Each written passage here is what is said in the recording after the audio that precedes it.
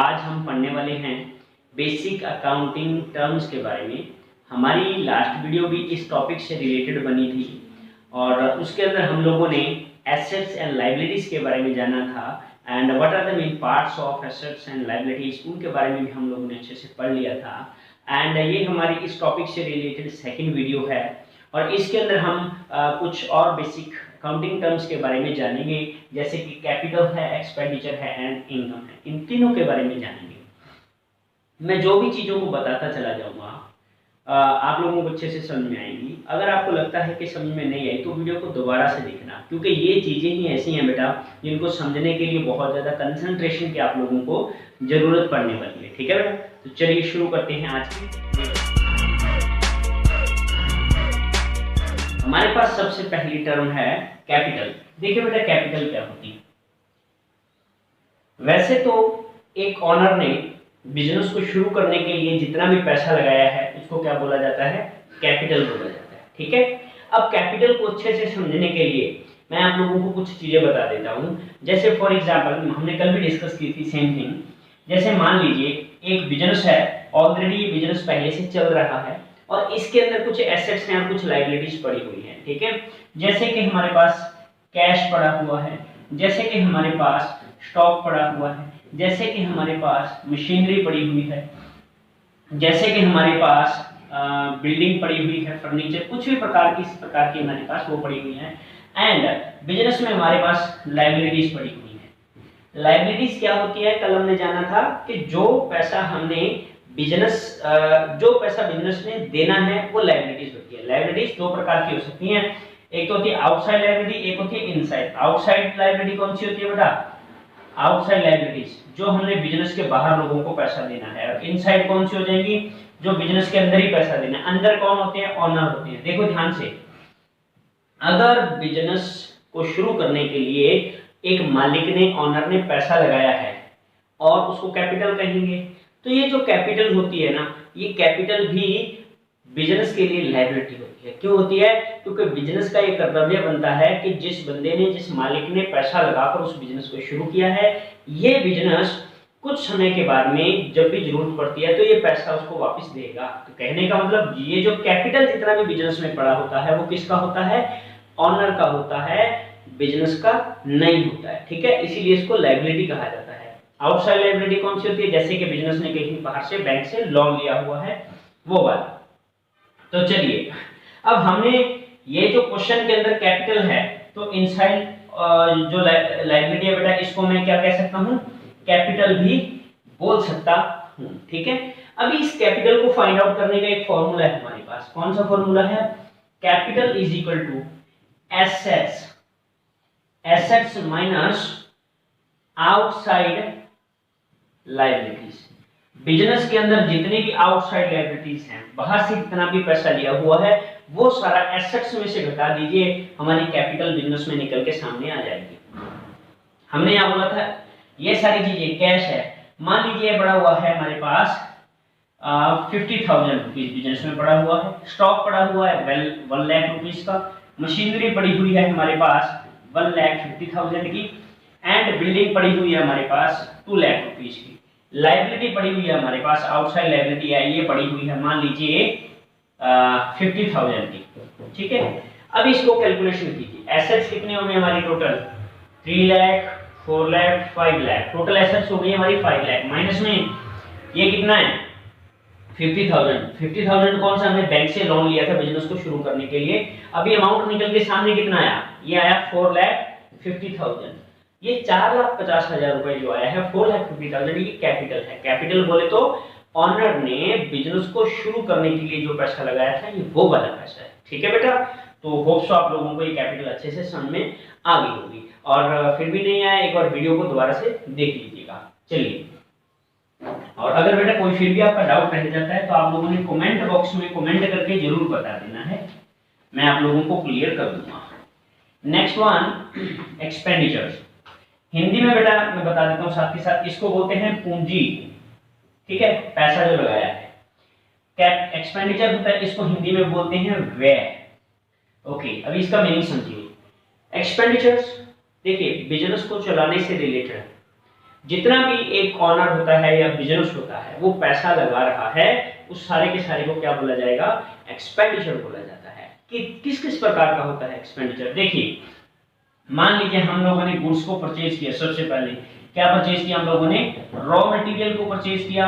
Raw material को purchase करने के बाद में उससे फिर हम लोगों ने प्रोसेस किया, बिजनेस में ले जाकर, फैक्ट्री में ले जाकर, and after that finish good बन गया, उसको माल बेच दिया। तो जितना भी सेलेबल गुड्स हैं या सेल हम कर रहे हैं, इस सेल को करने के लिए मान लीजिए हम लोगों ने माल बना दिया 5 लाख रुपए का, कितने का, 5 लाख का।